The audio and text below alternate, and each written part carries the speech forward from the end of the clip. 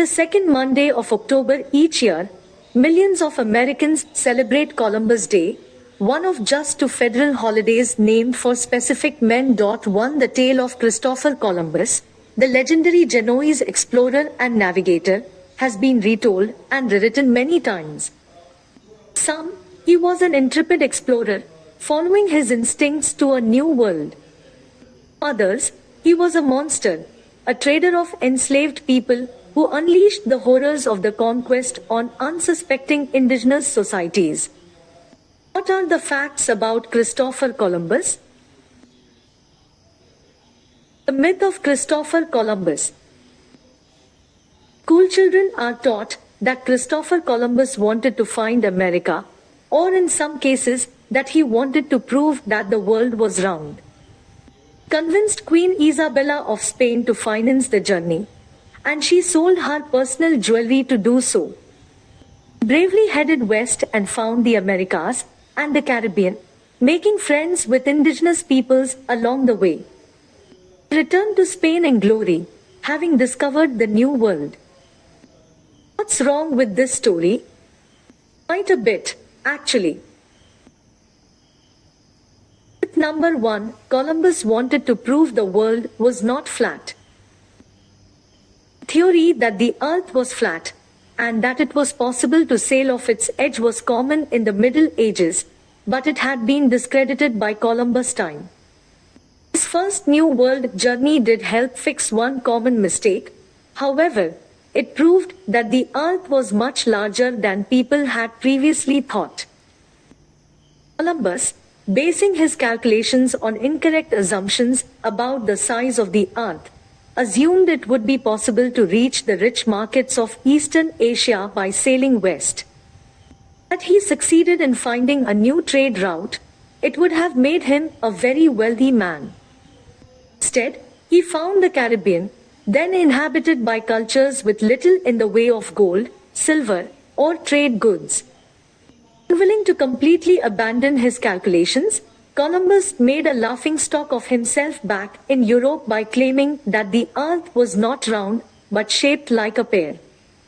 He had not found Asia, he said, because of the bulging part of the pear.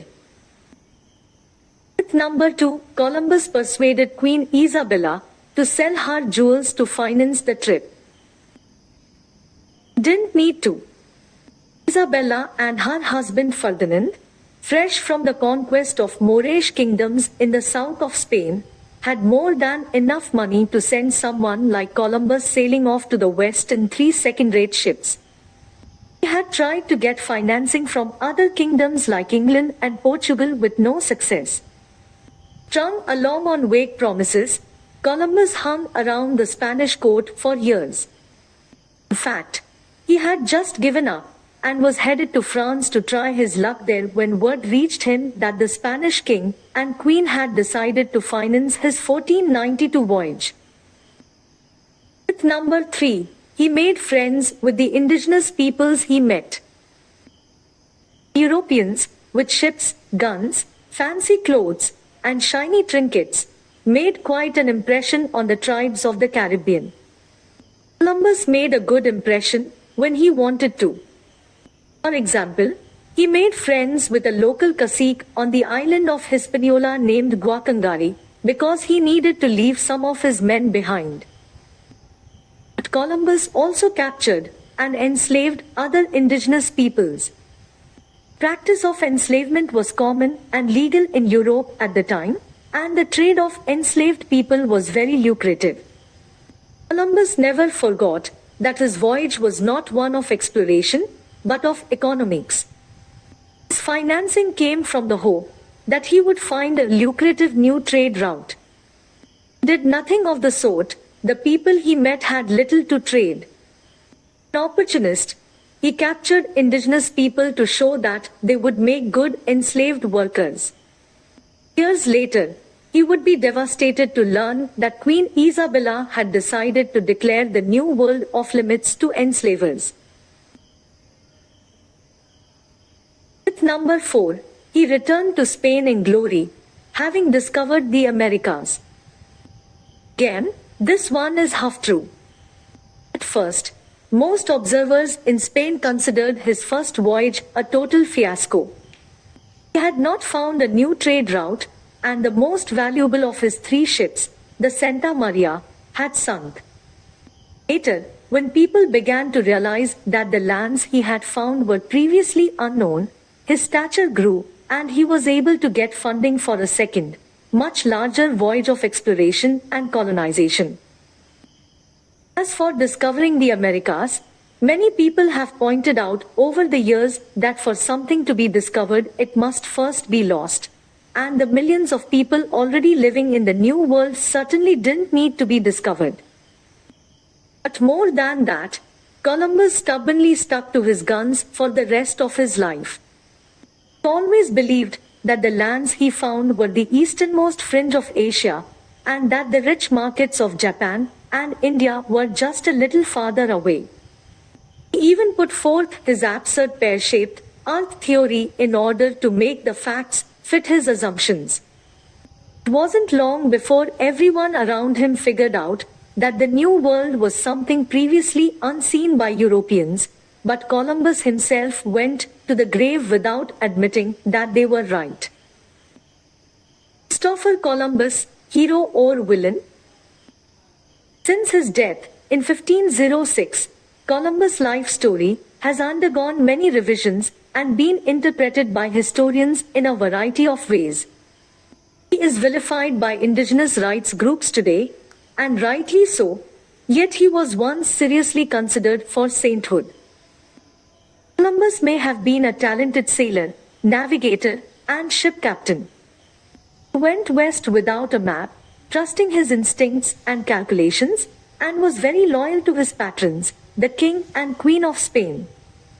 Because of it, they rewarded him by sending him to the New World a total of 4 times.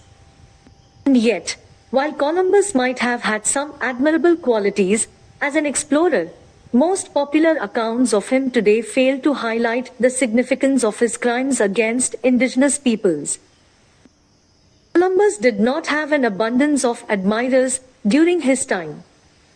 He and other explorers brought awful diseases, such as smallpox, to which the indigenous men and women of the New World had no defenses, and their population is estimated to have declined by as much as 90%. To Columbus was also a heartless enslaver who took people away from their families in order to lessen his failure to find a new trade route.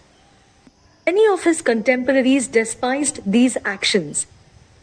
As governor of Santo Domingo in Hispaniola, he was a despot who kept all profits for himself and his brothers, and was loathed by the colonists whose lives he controlled. Attempts were made on his life, and he was actually sent back to Spain in chains at one point after his 3rd voyage. During his 4th voyage, he and his men were stranded in Jamaica for a year when his ships rotted. No one wanted to travel there from Hispaniola to save him. He was also dishonest and selfish. After promising a reward to whoever spotted land first on his 1492 voyage, he refused to pay up when sailor Rodrigo de Triana did so, giving the reward to himself instead, because he had seen a glow the night before. Those who voice disdain for anti-Columbus historians may feel like the explorer's legacy is shouldering the weight of crimes that not only he committed. It is true that he was not the only person who enslaved or killed indigenous peoples, and perhaps written histories should more explicitly acknowledge this fact. In this way, Columbus might then be more widely seen as one of several major explorers who collectively contributed to the decimation of indigenous civilizations in the New World.